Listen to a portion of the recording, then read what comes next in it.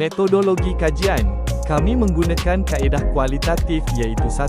Temu bual dijalankan bagi mendapatkan pandangan guru berkaitan kepelbagaian keupayaan murid. 2. Pemerhatian dilakukan terhadap tingkah laku pelajar dan persekitaran sekolah yang membantu dalam pembelajaran. Cabaran metodologi. 1. Sukar merekod maklumat tepat dalam waktu yang singkat. 2. Kekangan masa membuat pemerhatian dan temu bual. 3. Gangguan persekitaran seperti bunyi bising. Cara mengatasi. 1. Menyusun jadual kajian dengan sistematik. 2. Membahagikan tugasan kepada ahli kumpulan dengan baik. 3. Menjalankan temu bual di tempat bersesuaian. Pengenalan. Setiap murid membawa profil keupayaan dan potensi unik yang mencerminkan hakikat sosiologi tentang kepelbagaian keupayaan manusia. Dalam konteks sosiologi pendidikan, keberkesanan institusi dinilai melalui keperluan gaya pembelajaran yang berbeza bagi murid mereka untuk memastikan semua murid dapat mengembangkan potensi pembelajaran tanpa meminggirkan mereka berdasarkan tahap keupayaan. Oleh itu, dalam kajian ini dapat dilihat teori fungsionisme dan teori interaksionisme simbolik diterapkan dalam sosiopendidikan di SMK Ampang Pecah.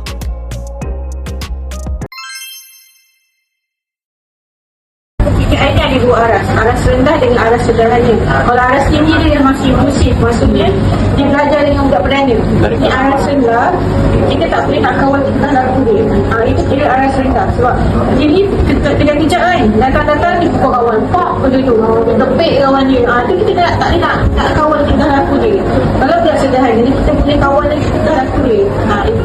Itu beza dia. Berdasarkan pengalaman cikgu berdua kan, apa yang cikgu dapat faham ataupun kongsikan tentang pengurusan murid berbagai upaya dekat sekolah ataupun ketika cikgu dalam kelas? Itu kan kita kena ikut keupayaan murid lah. Kalau murid tu memerlukan sokongan dari segi kata mental tak juga, dari segi fizikal, emosi, kita perlu berilah contoh. Macam nampak ada seorang murid dia nak cancel, kita kena fikirkan dia, okay, you kena tenang, Masita, take a deep breath, okay, yang lain, yang contoh lah, kawan ni yang lain tengah bising, okay, Azab, diam kejap, kita kena tenangkan suasana tu dulu. Jangan bagi dia lagi teruk. Kalau kita dapat mula, contoh kita duduk daripada dia, kita dah nampak dah, seorang ni tak bising. Kita dah tahu yang murid yang tak trigger dengan sound ataupun bunyi yang bising, kita kena ingat lah, dia tak akan trigger, so diam. Nanti dia bising, dia ngamuk, dia tepik kau, macam mana? So kena tenang. Bila nampak dia gigit, no bite. Itu kita kena dari sini mental, kita juga lah. Jadi kawan keseluruhan lah, bukan pada pelajar tu saja. Kemudian kalau dah ni kita boleh jaga, sebabnya memang akan berlaku pencederaan kalau kita tak jaga kawan. Kalau kita tak tenang, jadi macam contoh yang kita buat amali masak kan, amali hari tu kat mandi tu. Ada yang terluka tau, sebab main gunting bukan putus lah, macam terbelah ni, lepas tu kena yakit. So kalau kita tak jaga, memang KR tu memang kena jaga sangat-sangat. Sebab dia cakap macam ni masak pun kalau pasal dia ni agak ajar masak kan, memang takut kalau tak macam contoh akak terlalu marah, tak dengar cakap kan, akak fikir macam ada potensi untuk ditikam aku kawan mereka. Betul. Kita pun tak dapat kawan ni. Emosi dia pun kita kena macam dia dendam sini je.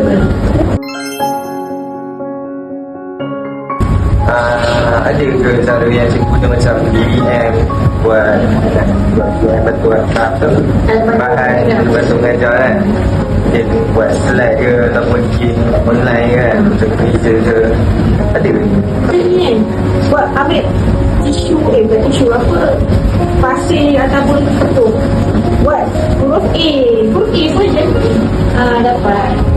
Lukis contoh, lukis B, lukis bola disebutkan je, boleh. Lagi tak ada titik-titik kat tu. So soalan ni kena sebut dalam answer semua. So tak boleh cantik. So kalau nanti macam tepuk tu lah, macam cikgu ada dalam kata juga, dia nak suruh dia ajar kulit Cik satu je. Pakai lah tepung bagi dia rasa. Tak ada lah mudah Cik pakai pen-pen je kan. Bagi rasa seri tepung tu buat pakai bowl tu buat main. Betul lah, orang tak lagi pandai pegang pensel. Jadi kita nak bagi dia pegang pensel, kita kena mula lagi. Macam nak pegang, bagi dia pegang bola. Bagi dia pegang tu yang dua tepung tu kan. Bagi dia tu. Kita tengok mula start dari bawah ni. Contoh macam baju. Okey, pakai baju. Contoh kata awak pakai baju. Pakai je. Tapi kalau orang tak pakai, cakap okey, mula kena buka dulu baju. Buat lubang dulu. Okey, yang kedua, masukkan tangan. Bagi tangan kanan. Masukkan tangan kat mana? Lubang tangan baju lah. Nanti dia masukkan lubang mana? Lubang ini. So tak payah ATM yang lembab-lembab. Yang boleh hands on yang boleh memenuhi keperluan kita. Ada tak guna macam guna tayangan video ke untuk pembelajaran ni lah? Ada. Dalam video ada. Of course ada. Nak bagi lain. Jadi dia memang membantu lah. Membantu lah. Contoh macam dekat aku okey juga bagi tayangan video okey. Macam nak bagi lagu ke okey dah. Ada juga guna audio. Nak tarik perhatian dia sebelum belajar kan. Tak sekejap je. Okey. Buka kata 5 minit. Okey. Cikgu bagi 5 minit saja. Lepas tu kita belajar. Okey. Belajar. Okay, tak apa dah Ustaz, cikgu bagi. Tengok lagi 5 minit. Nanti dia akan ikut. Okey. Kalau tak langsung tak nak buat. Kena bagilah. Token tu. Stiker. Cikgu belajar air sekejap lagi. Nak belajar. Nak buat kerja. Betul. Takkan nak ada benda-benda cikgu bagi. Nanti tak boleh selalu lah. Nanti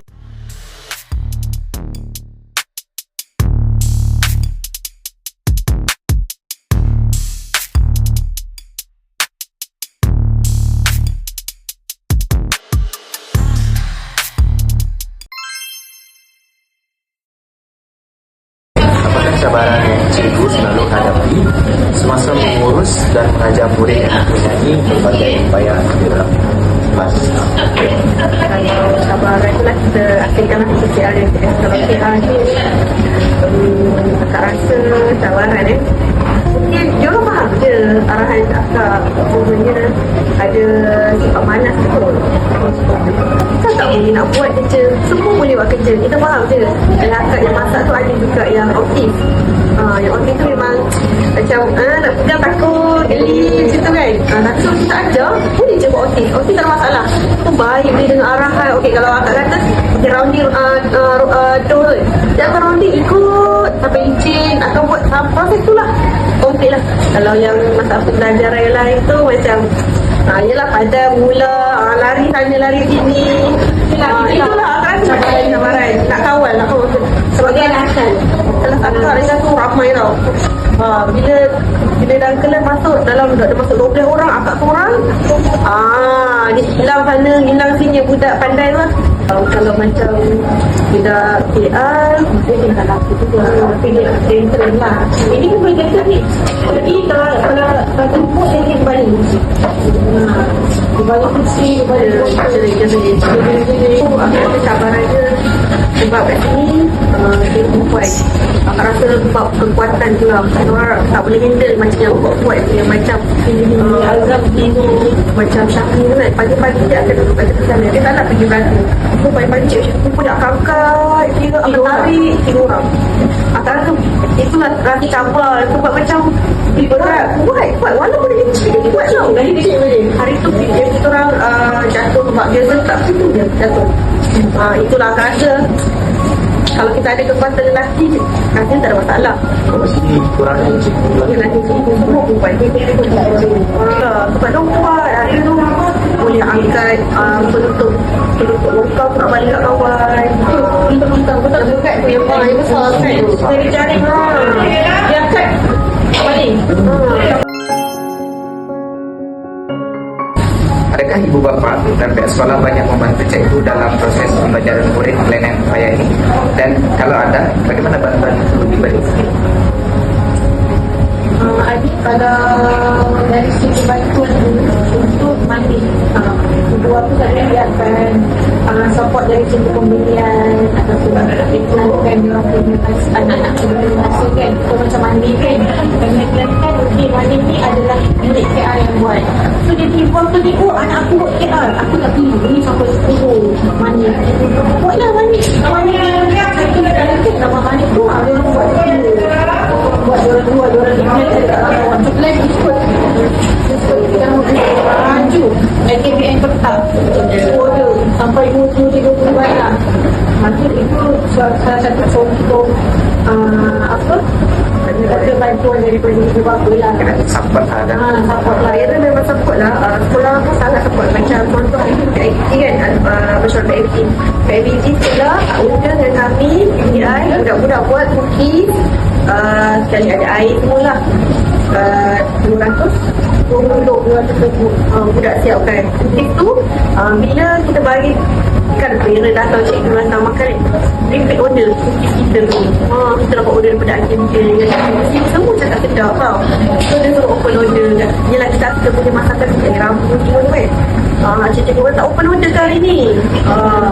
Itu daripada itu ada juga ibu bapa yang bagi duit kewangan kan. Contoh kita nak buat aktiviti apa-apa kan, yang muajar dengan sebagainya, cikgu kami bagi 200, cikgu bagi kami bagi makanan, cikgu bagi itu bagi ni untuk anak-anak itu salah satu untuk bantuan lah. Kesimpulan, kajian ini menunjukkan bahawa walaupun mendidik murid pelbagai upaya mempunyai cabaran yang besar, tugas tersebut dapat dilaksanakan dengan baik apabila setiap pihak memainkan peranan masing-masing. Dari sudut teori fungsionalisme, sekolah, ibu bapa, dan masyarakat berfungsi sebagai satu sistem yang saling bergantung untuk memastikan murid-murid ini dapat menyesuaikan diri dengan persekitaran mereka.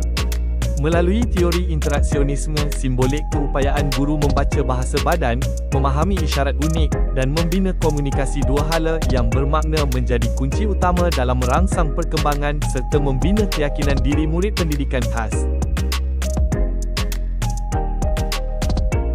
Refleksi sebagai bakal pendidik. 1. Kepentingan memahami keunikan setiap murid. Setiap murid mempunyai keupayaan dan cara pembelajaran yang berbeza. Sebagai bakal pendidik, saya perlu lebih peka, sabar dan menggunakan pendekatan yang sesuai dengan keperluan setiap murid agar mereka dapat belajar dengan lebih berkesan. 2. Keperluan mengamalkan pendidikan inklusif. Saya juga menyedari bahawa setiap murid berhak mendapat peluang pendidikan yang sama tanpa diskriminasi. Sokongan daripada guru, ibu bapa dan rakan sebaya amat penting untuk membantu murid berkembang mengikut potensi mereka.